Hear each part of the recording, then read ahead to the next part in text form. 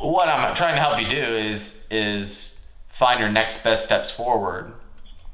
But what I'm finding as a consistent theme is you running back to the short term and being in survival mode.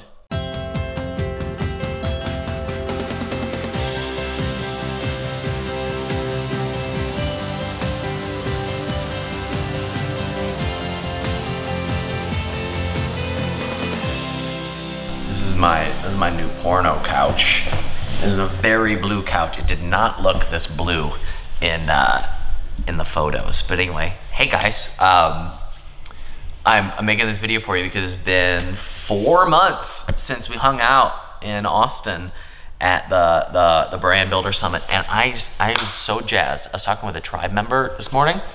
They have doubled since Brand Builder Summit. They've doubled revenue, and it's a significant amount. Like they were already doing 6 figures a month, and they have doubled since Brand Builder Summit. And the interesting thing that I think you will find about this is it was not because of additional stuff that they did. And this is a lesson that has been playing over in my head more and more. I was just talking with my buddy Mike Dillard about this yesterday. And it's that the big spikes in revenue and growth almost never come from doing more tish. Like it comes from actually doing less and doing it better. So for example, one of the things I'm kicking around is I've realized that I have access to a lot of agencies who do things for brand builders. And at some point, like I keep kicking around this idea of what if we just had like a package of like these are the people you should hire, right? To like take inventory off your plate, to take ads off your plate, to take Amazon off your plate. Because what I was talking with this tribe member today was, it was when they created a relationship with the right team member that everything doubled, because it freed them up to be more creative. Or that right influencer, like meeting the right influencer, that right person. My buddy Jeff Wood says, when you're at a plateau, you're missing a person. Just so smart. It's so smart. Anyway, all of that to say, I hope at Brand Builder Summit you made some amazing contacts. I sure enjoyed hanging out with you. And we're getting together again in January for the Capitalism Conference. And it's the thing I'm most proud of that we do here. Out of all the trainings we do, out of all the events we do, out of everything we do, the 3 days that we spend together at the Capitalism Conference are the most impactful for me and for everyone who comes. I wrote an email to my list this morning and I was saying, you know, I started the Capitalism Conference because I wanted to be the dumbest person in the room. It wasn't because, like, for any other reason except I wanted to make the event where I was the dumbest person in the room. And a lot of people wonder, like, am I ready to go to that type of event? If you're not ready, it's exactly where you should be. There's 2 types of people in our little community. There's people who are killing it, who are all in on, like, focusing on something, and they're growing and they're excited and they want the next relationship, and this is an easy yes for them. It's the person who's like, I am in motion and I'm motivated, so I'm gonna come to CapCon because I just need one little insight or one person that changes everything. But there's another type of person, and it's the person that got beat up this year. Is the person who had a setback. They lost reviews. Their product didn't go the way that they wanted. That employee didn't work out. Cash flows were tight. Their second product lost rank, and the first product is all they got right now. They hired that agency and it didn't go well. You got beat up this year. And the temptation is to go into protection mode. The temptation is to go into loss prevention mode. That's natural and normal, because if you just had a loss, your brain goes, I don't want to do that again. But it's right after a loss that you are it's most needed for you to be open to the next opportunity that gives you a win.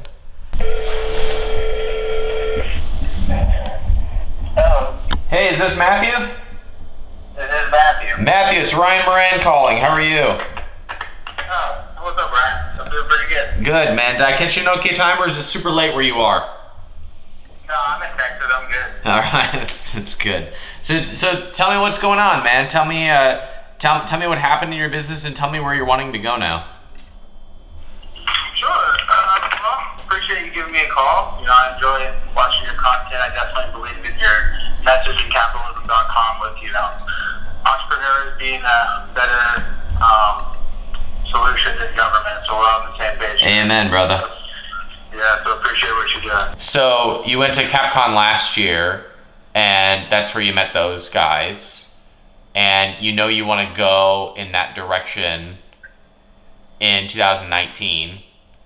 I kind of feel like the idea of you saying your business not being systemized isn't what's keeping you back. Like, we could talk about that, but I get the sense that that's your brain kicking into something. Like, no one lacks systems before they have a first product. You know what I mean? So do you feel like that's the case, or is it something else? And you know better than me. Yeah, no. I mean, it's a fair question. I would say that is a problem, but maybe just not pulling the trigger, not trying things like sooner. Oh, I got good news. The two things that you just outlined have extremely low downside. One, worst case scenario is you make a shitty hire for 3 months and you're out $1,000. And the other is you launch a product and it doesn't go the way you want and you're out $2,500. And in both cases you learn something. It's a pretty sweet safety net. Your downside's super low. So if, actually let me ask you this, Matt, were your parents poor? I wouldn't say poor, but I would say lower middle class. Yeah, same with me. So, like, we ate, but I was on the reduced lunch programs. Like, my parents had the mentality of scarcity, you know, like saving, you know, like you don't go out to eat, you save your money. This mentality of, like, my mentality now is I don't focus so much on my expenses, I focus on growing my income. It's the exact opposite growing up. They focus on expenses and your job is just your job and you work one job and that's all. good on you, man. But at the same time, like, that's a huge shift that will serve you and your family very well for a long time. And at the same time, you're hesitant to hire a $350 a month virtual assistant, which is playing to not lose. I mean, in your email to me, you said the number 3 thing that you wanted out of the next year was you want to take more things off your plate. And the number 1 thing was that you've built everything yourself and it's too much for you. And you're also telling me that you could hire a VA for $350 a month and one of the most game-changing things about your business. Do you see where I'm noticing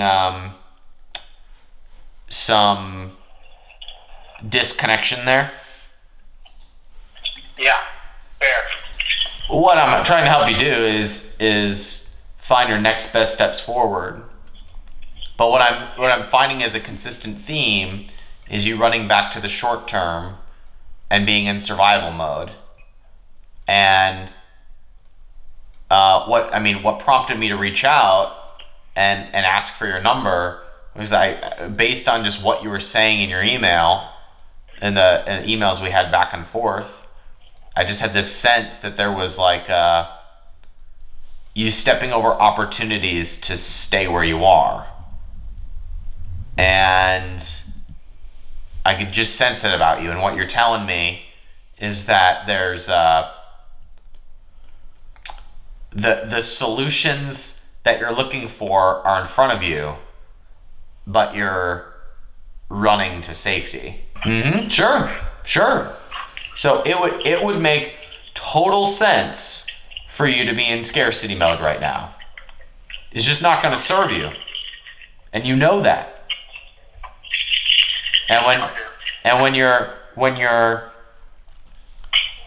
afraid to spend $350 a month on a assistant, or a 40-minute drive to an event that has the contacts that'll take you to where you want to go next, or when you've got a brand you want to build and you're just not doing it, those are all telltale signs that you're in shrink mode.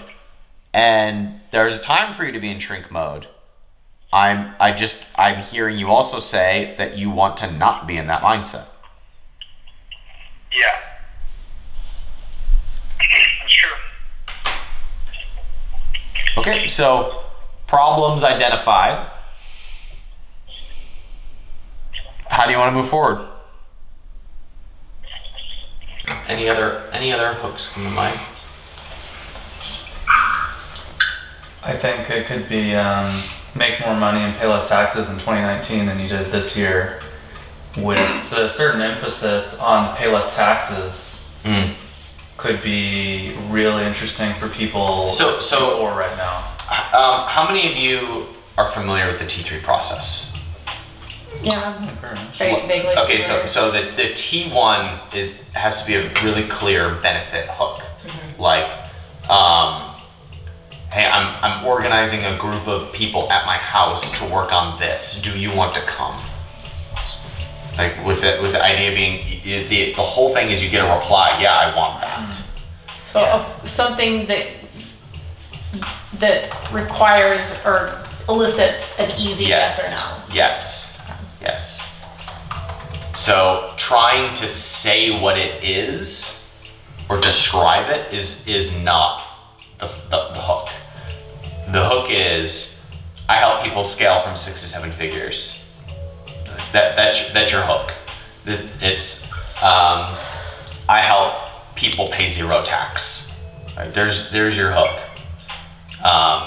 And you wrap that with the offer. Well, then why couldn't you do you want to save 50%, well maybe not a percentage, of your taxes in 2019? And that be your yes or no response? That's an easy yes. Yeah, like who doesn't want that? Like, do you want me to show you how to, or whatever, like something like that. I do like it. I like it better if that's like a lesson in the 1%. Like, I don't know what the connection is then to take them from, you want to save on taxes? Great, we're doing an event with this person, and this person. And one part of it is going to be about paying less tax. What if it was a little bit more like the golden age of Amazon is coming to an end for people who don't understand the changes? Do you want to learn about how to succeed in Amazon in 2019? They say yes, you follow up with, we have this speaker. I like it for a bundle promotion. But not an event. Right. So one person, I would really love to sign up for this. I'm strapped for capital.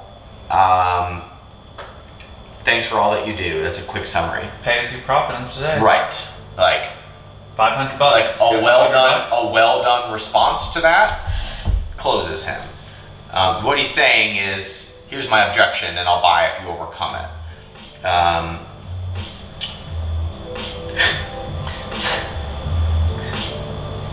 Do you have an office in the UK? I'd like to speak with you. Like, no. No.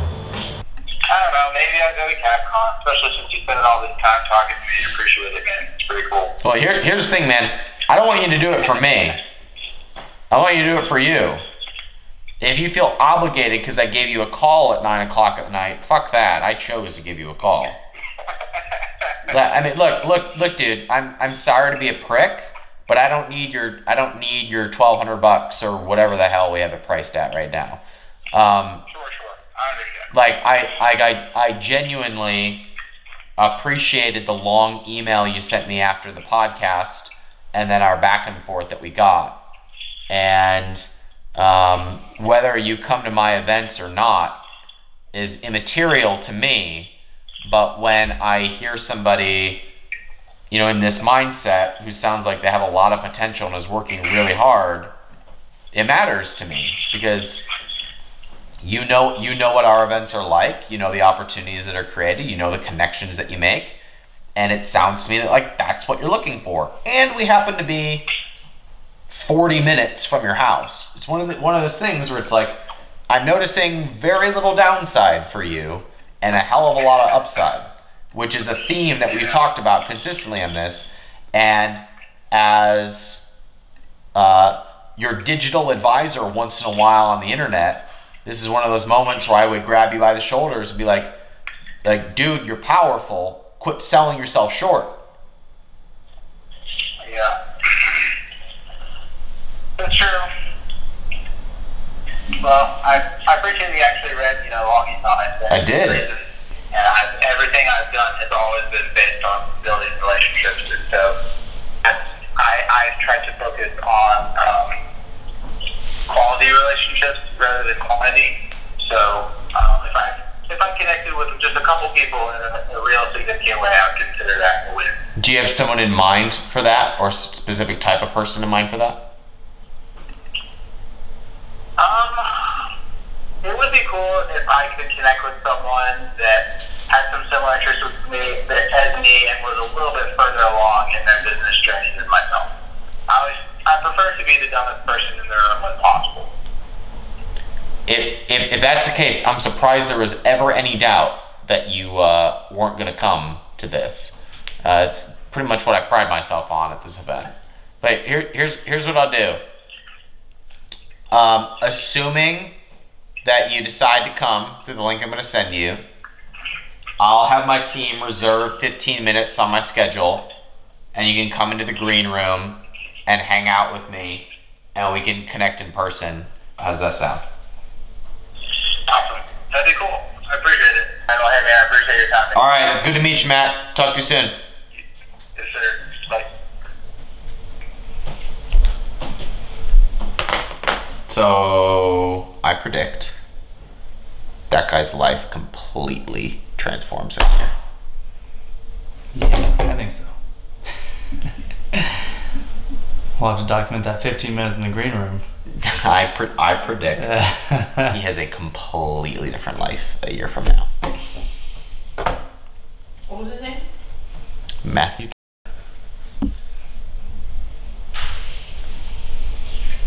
Also, that's how you turn a no into a yes.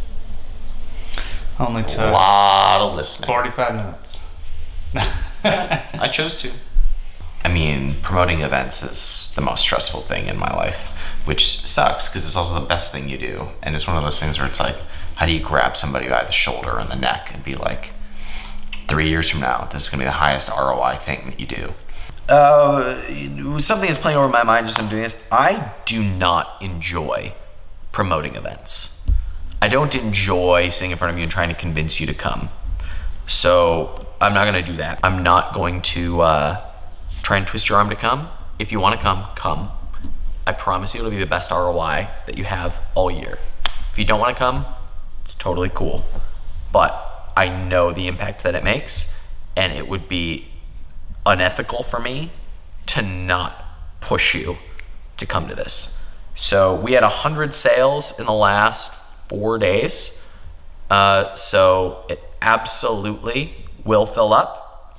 And so if you want to be there, it's time to come. Let's get the gang together. See you soon.